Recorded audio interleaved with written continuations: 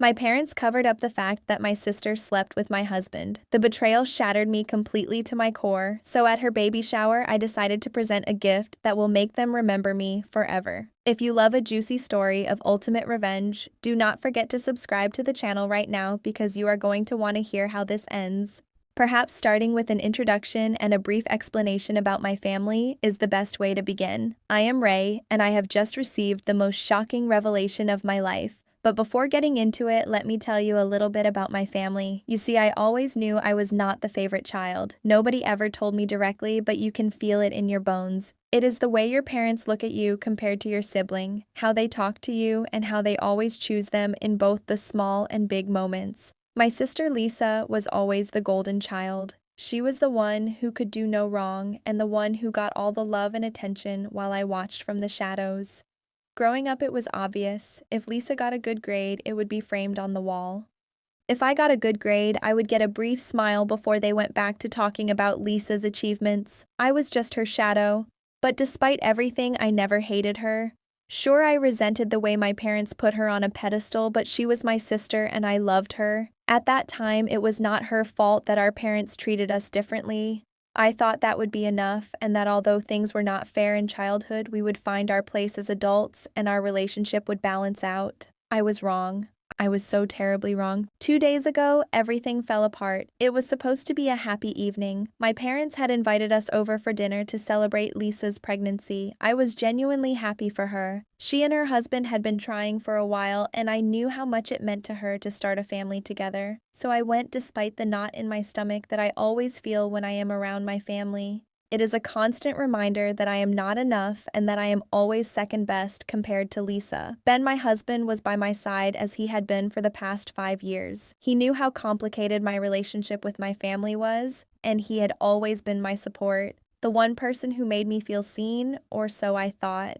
The dinner was fine and completely normal even. We were all sitting around the table, laughing and celebrating Lisa's news. My parents, as expected, were beaming with pride and gushing about Lisa's pregnancy as if she had invented motherhood. That did not surprise me anymore. I smiled and congratulated her, pretending everything was fine. It was later when I overheard my parents talking that my entire world fell apart. After dinner, I excused myself to use the bathroom. On my way back, I passed by the kitchen and overheard my parents whispering. I should have kept walking, but something in their hushed tones made me stop. And that is when I heard it. My mom was saying they would never tell me anything about Lisa's mistake. At first, I was confused, wondering what mistake they were talking about, but then the answer hit me like a massive slap in the face. They were talking about how Lisa had slept with Ben, my husband. Apparently, it happened a few months ago, and they decided not to tell me to protect Lisa. She was their precious girl and did not deserve to have her image tarnished. They called it a simple mistake and a lapse in judgment, something that should be forgiven because according to them, the important thing was that she managed to get pregnant. I stood there frozen and unable to move or breathe. The walls seemed to close in around me. My mind was flooded with disbelief, betrayal, and rage. My husband and my partner, the man I trusted with my life, was a traitor, and he did it with none other than my own sister. Worse yet, my parents knew. They had kept it a secret, choosing to protect Lisa instead of telling me the truth. They chose her again over me. It felt like all those years of feeling less were somehow validated. They made their decision, and it was not me. I do not even remember how I left that house that night. I vaguely recall muttering something about not feeling well and needing to leave. I could not face them, not my parents, not Lisa, and especially not Ben. So I just left, got in my car, and drove blindly. I do not remember where I went. I just needed to be away from them and away from the reality of what I had just learned. It felt like my whole life was a cruel joke and like nothing made sense anymore, like I was falling into a void with no way to stop. For days, I could not process it. I barely spoke to Ben since that night. He kept asking me what was wrong and why I was so distant, but I could not even look him in the eye, let alone talk to him. Every time I saw him, all I could think about was him with my sister. How could he do this to me? How could she? And how could my parents hide it as if I did not matter at all? I kept replaying that conversation in my head, hearing my parents say, Lisa's mistake should not ruin her life. But what about my life?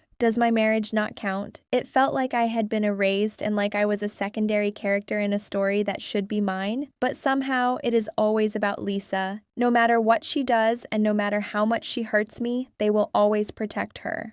I spent my whole life feeling like I was not enough, and now that has been confirmed. The people who should love and protect me chose someone else time and time again. It was more than 2 weeks of sitting in paralyzed pain before the numbness faded. It was replaced by something cold and sharp and much more dangerous. Before I get into the details of my revenge plan, if you are invested in seeing how I destroyed their perfect facade, please take a second to subscribe. It helps me share more updates with you all. Now back to the plan. At first I thought confronting Ben and Lisa and my parents might give me some closure.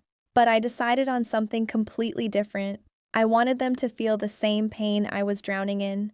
I wanted the most thorough revenge possible within the bounds of the law. I was meticulous and patient. They thought I knew nothing and that I was that second-rate daughter who just smiles and goes along with everything. Let them keep thinking that. Because in the meantime, I was working in silence, gathering evidence to back up everything I heard that night. A few days later, my mother called me with her usual cheerful tone, pretending as if she had not been part of a massive betrayal. She wanted to know if I would organize Lisa's baby shower. For my family, I am basically a servant, so of course she wanted me to take care of it. She wanted me to celebrate the very person who destroyed my life.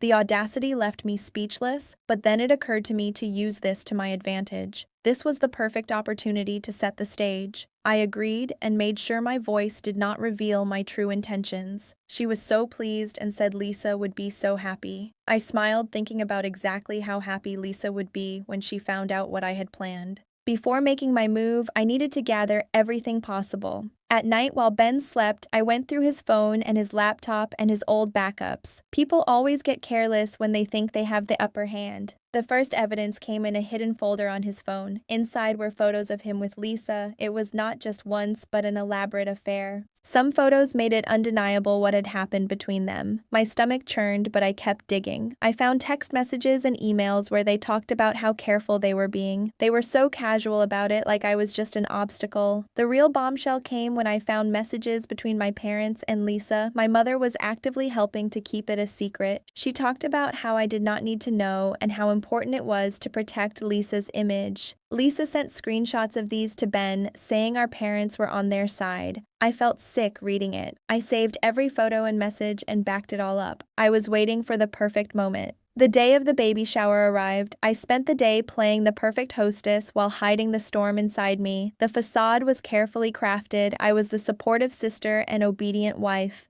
Family and friends and Lisa's husband were all there. Nobody knew about the chaos about to be unleashed. The celebration was elaborate and my mother was bursting with pride. As the day went on, I arranged the gifts and laughed at jokes, all while anticipating the explosion. I could see Lisa enjoying the attention. The moment came when they cut the cake. Everyone clapped and I felt my pulse race as I prepared to give Lisa her special gift. I stood up and told everyone it came from the depths of my heart. The room fell silent.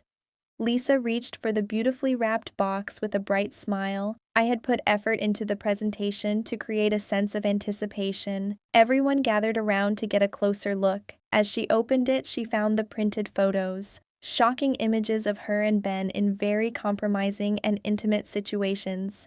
The kind you never want your family to see. Lisa's expression changed from excitement to absolute horror. The atmosphere in the room shifted as people realized what they were looking at. But I was not done. As the whispers started, I unveiled decorative curtains that displayed the same photos enlarged as massive posters. A grand gallery of betrayal for everyone to see. Lisa's face turned pale and her hands trembled. My parents tried to intervene, but I took a deep breath and revealed the entire affair out loud. I detailed how they helped cover it up and pretended everything was fine while she slept with my husband. Lisa's husband was completely shocked. He stormed out of the room, yelling at her and calling her a traitor. My parents were left totally speechless, unable to defend their golden child. The world they built around Lisa crumbled piece by piece. Standing in the middle of the crowd, I felt an amazing sense of release. I did what needed to be done. I took my things and calmly left the house. I left to maintain my peace of mind, but I heard what happened next from Lisa's ex-best friend. Just a quick reminder before the craziest part of the story, if you are enjoying this chaotic fallout, make sure to hit subscribe. You do not want to miss these twists. So her friend told me that the party turned into a literal battleground after I walked out. Lisa's father-in-law was furious and called Lisa a very crude word. My father tried to step in and defend her. It did not go well. Lisa's father-in-law punched my dad right in the face and sent him straight to the floor. He stayed down either out of fear or humiliation. But it was not just the men fighting. Lisa's mother-in-law started insulting my mother.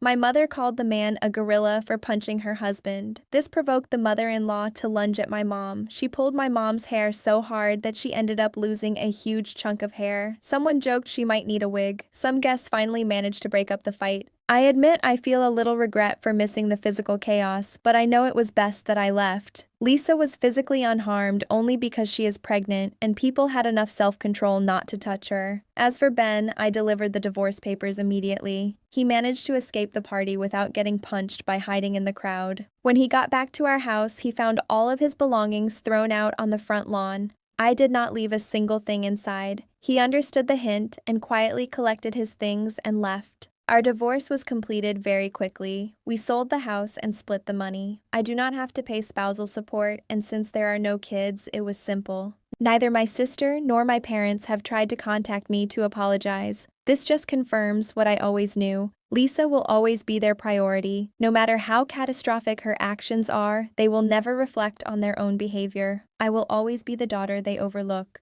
But the karma did not stop there. The friend I mentioned earlier did some digging of her own. She discovered that her own husband was also cheating on her with Lisa.